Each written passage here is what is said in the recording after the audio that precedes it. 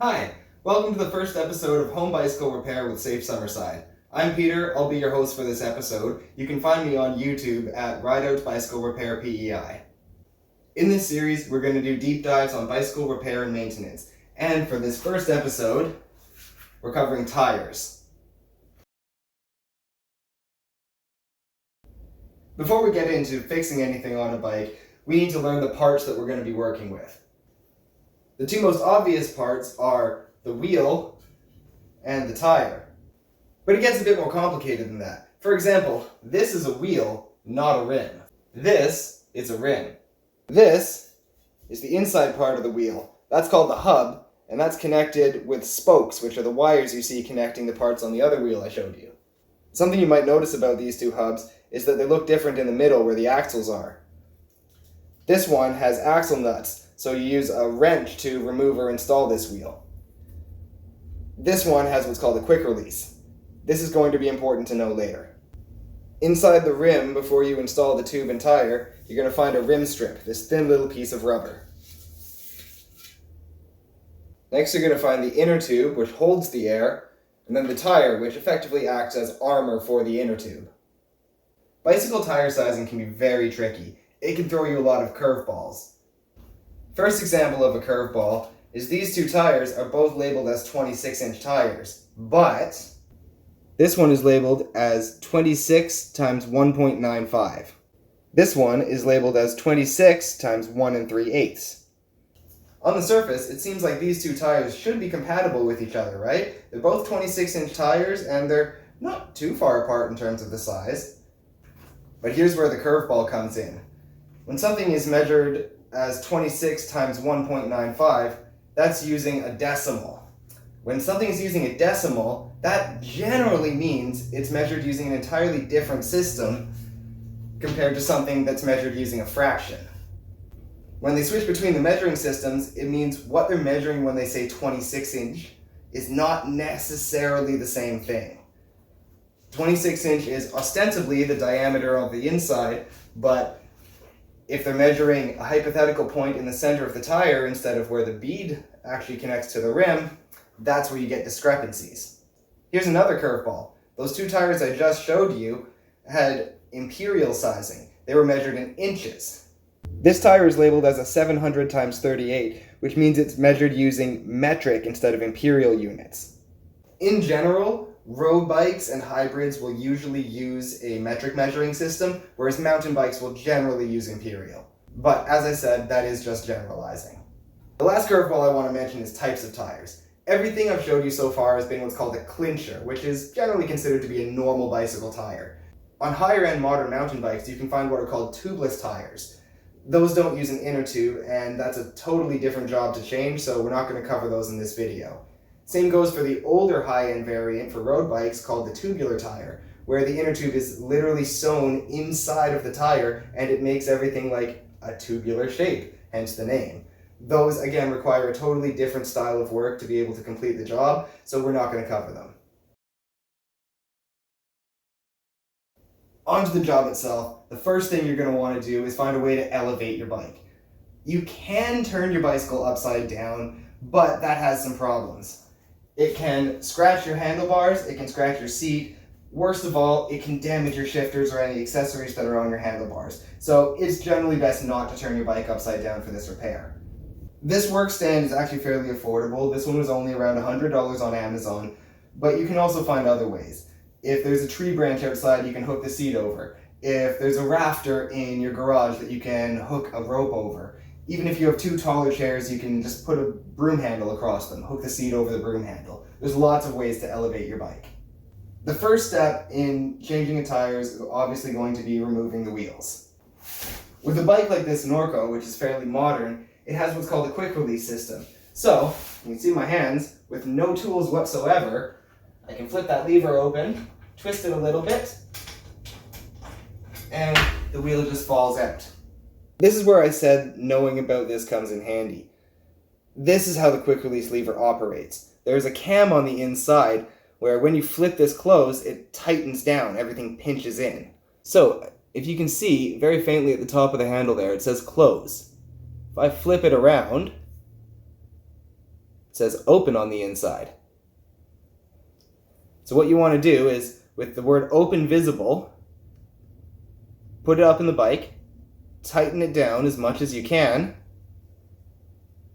and flip it so the word close is visible. That flipping action is what locks it into place. If you were to simply tighten it down as much as you could with this nut, leave this open, and then tighten like that, it's not a matter of if this is going to come loose, it's a matter of when. If your bikes use axle nuts like this, you're going to need a wrench. Usually it's going to be a 15 millimeter, but some other types of bikes, especially e-bikes, will use 17, 19, or even 22 millimeters. This is a matter of the classic righty-tighty, lefty-loosey. When you're changing the rear wheel, it gets a little bit more complicated than the front. The chain being here is another reason to elevate your bike. If you were to flip it upside down, especially if you have gears like this, there's a good chance of your chain getting tangled, and a lot of the time that can be easier to just reinstall the chain than trying to figure out how to undo all the knots in it.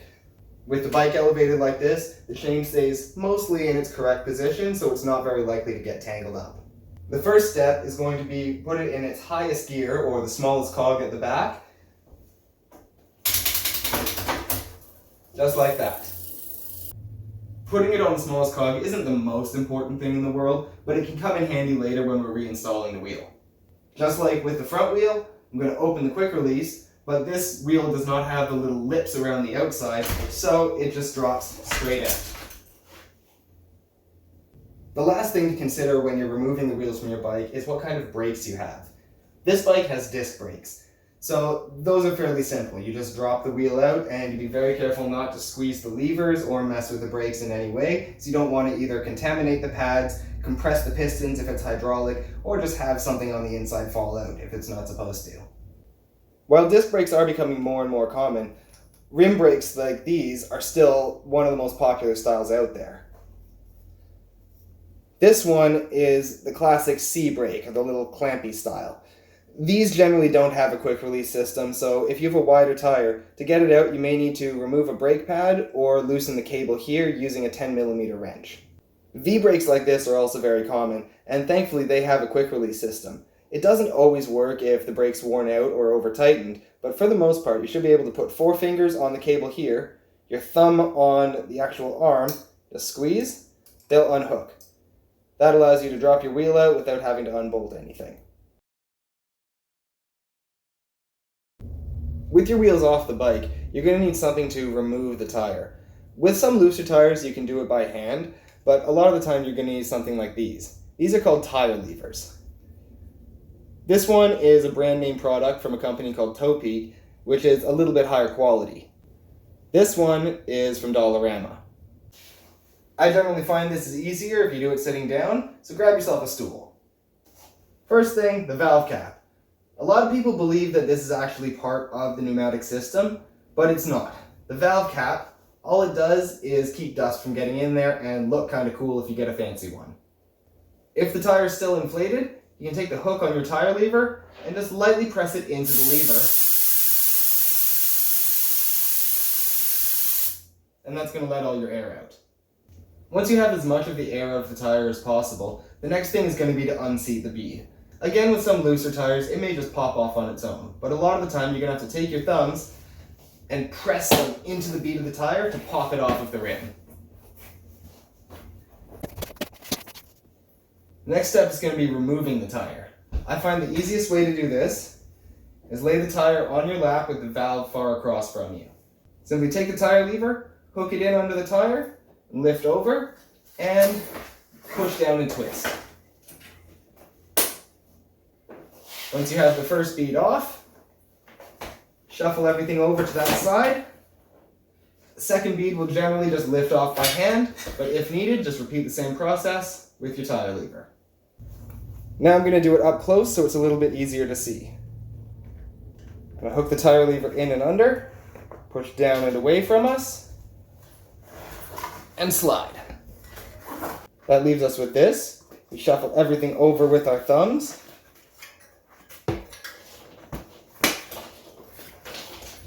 The second bead should lift off, but if necessary, repeat the same process. Put the tire lever under, lift, and spin.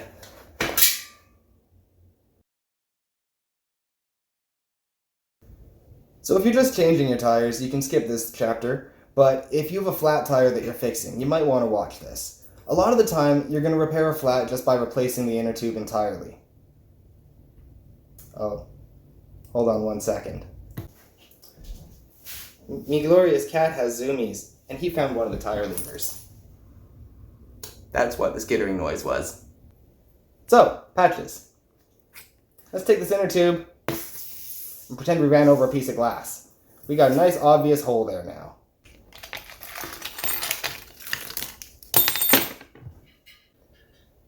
The cat's playing with the wheels now. But inside a pack of patches, what you're going to find are the patches themselves, a rasp, and some glue. Now the first thing you're going to want to do is find where that hole is. If you put a pump on the tire, inflate it a little bit, you're generally going to find where it is. If you can't, spray it down with some soapy water. The bubbles will show you. But we know where our hole is. So the first thing we're going to do is take that rasp and we are going to rough up the area. So we want to give it some extra grip for that glue to stick the patch to it. Next, we're going to peel open our patches. A lot of the time the plastic will stick to the top, so ignore that. We're going to apply some of our glue. Pop that open. Give that a little smear on there.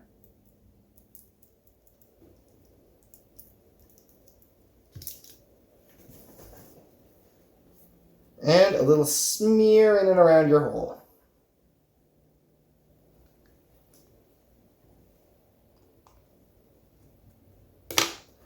It's going to look like that. We're going to wait about 5-10 minutes for this to dry up enough to get tacky.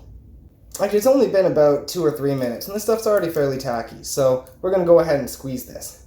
So you make sure you get your patch lined right up over the center of your hole, and you give that a good hard squeeze. This is really important. You want to squeeze it long and hard so that it has a good chance to grip in there and stick. Once that's on there and you're fairly confident that it's all dry and stuck, you can trim away this extra plastic if you want, not really necessary, and then reinstall it in your tire like it's a brand new tube. Now if you have patched your tire, that means there's a good chance that something has actually punctured the tire from the outside. In that case, you're going to want to make sure whatever that is not still in the tire. So be extremely careful when you do this. Don't use your bare hands if you're not confident that you can avoid being cut. Maybe put a rag in there and see if the rag snags on anything. But you're going to want to check the inside of the tire to make sure that there's nothing sharp, no glass, no rocks, no debris, and no big obvious damage to the inside of the tire. If you feel anything that feels like frayed fabric, there may be something structurally wrong with the tire itself. Reinstalling the tires is pretty much a case of just reversing what you did earlier. I'm going to show you on Brianna's bike real quick, and then, same as before, I'm going to show you slower and up close with another tire. We already have our inner tube inside our tire. Just going to lay it on top, put the valve in the valve hole, pinch everything down around the sides, pinch the valve in by hand, shuffle across, and your tire's on there.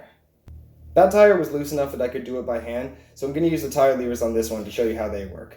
So the first thing is to determine the direction of the tire. You can see there's some threads on this side. That means this would normally have a gear threaded on here. So imagine there's gears on this side of the wheel. That means you know it's going to be on the right-hand side of the bike. If you look at the tire here, it says drive with an arrow. That's the direction the tire wants to be rolling. So we're going to make sure that if we match up the right side of the wheel to this arrow, it's going to have the tire rolling in the direction of the arrow.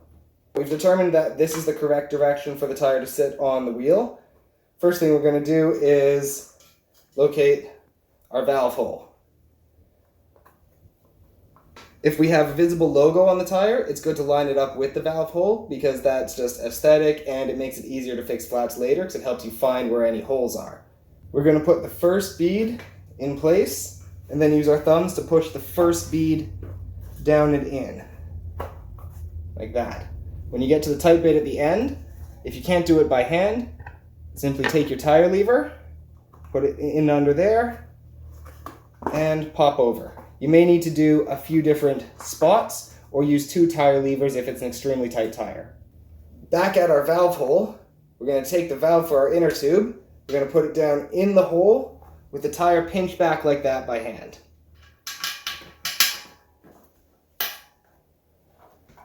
We're going to lift the tire up and over.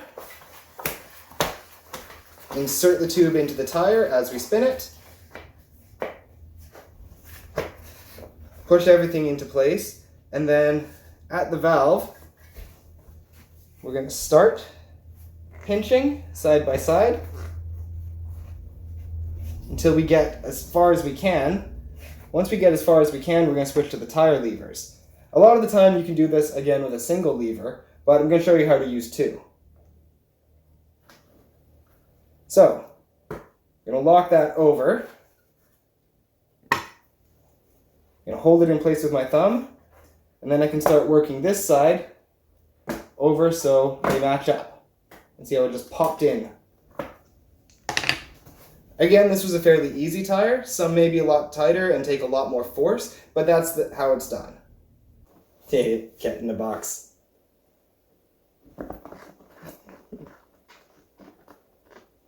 He still has mild zoomies. So when it comes to reinflating your tire, you're going to have to make sure that you have the right pressure in there.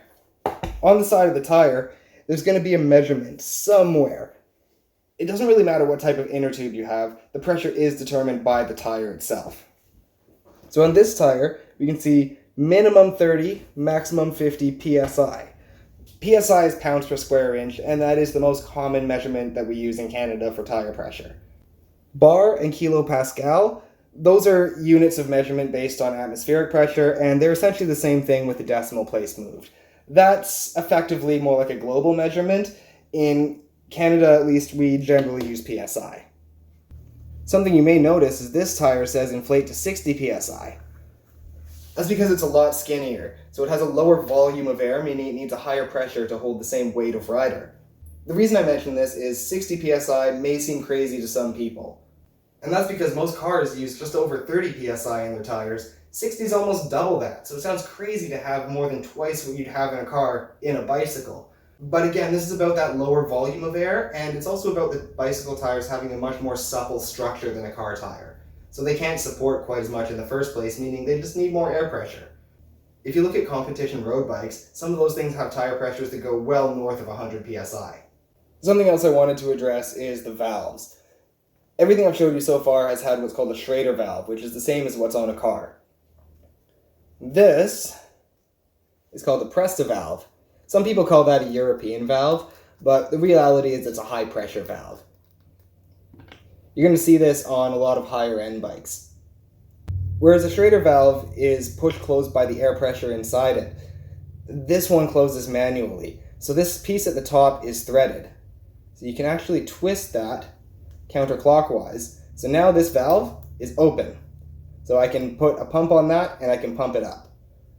Once it's pumped, I can twist that closed, and that's going to seal all of the air inside there.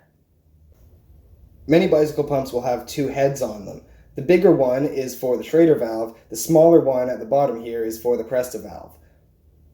If you don't have a pump like this, most bike shops will sell an adapter from Presta to Schrader for about $3 or $4.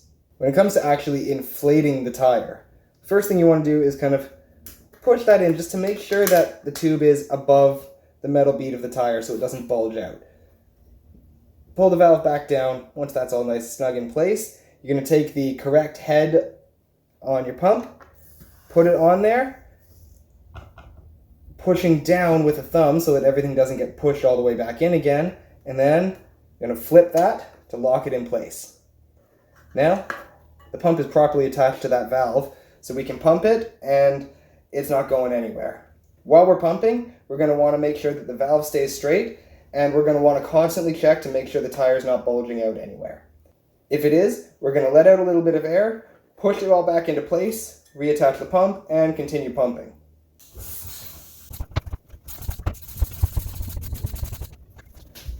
So as you can see there, the needle is at 40 psi, which is the minimum pressure recommended by the side of this tire. Pop that off, put your valve cap back on, and it's all good to go. I should talk about what's available in terms of pumps. You saw I was using a hand pump like this. These are generally the best style for using at home, because you can get a good volume of air without putting too much strain on your arms.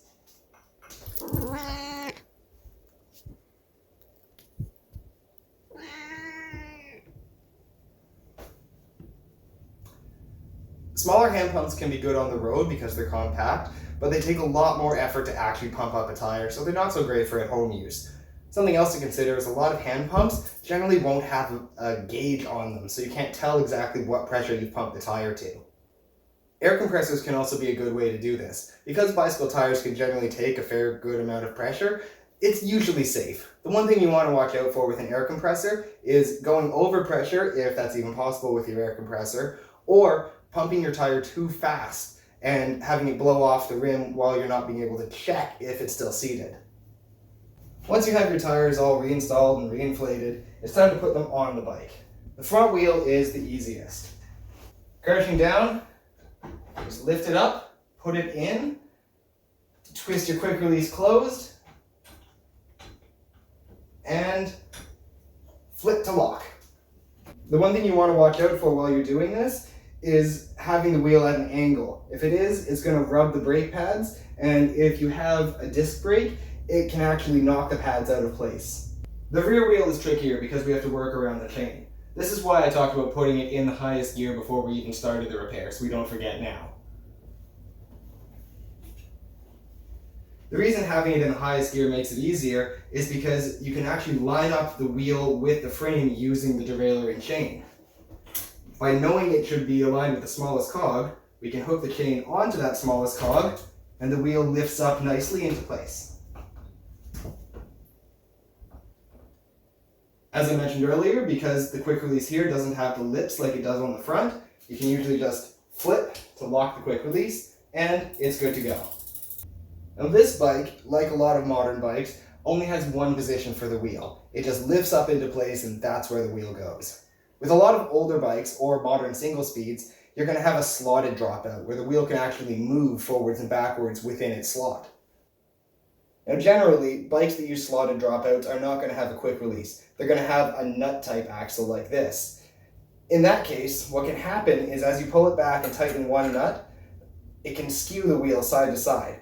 If that happens, just lock one side down with the other loose, push the wheel until it's a little bit offset to that side, tighten that, loosen the first nut, pull the wheel back, and effectively step the wheel backwards until the chain's nice and tight or it's centered in the dropout.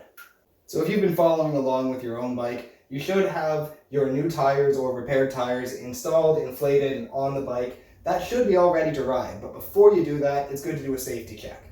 Give each tire a spin and make sure that it's not bulging out somewhere that you didn't notice. Make sure that everything's nice and even, and make sure the brakes aren't rubbing.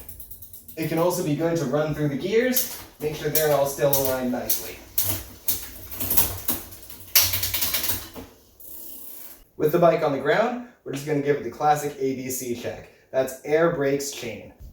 So we're going to make sure that the air feels good in the tires. We're going to make sure both brakes feel solid and there's no shakes and rattles in the bike. And we're going to make sure that the chain spins nicely and we don't see any damage on the chain links or the teeth. So that wraps up this video. Thanks for watching, and stay tuned for more videos about different parts of the bike.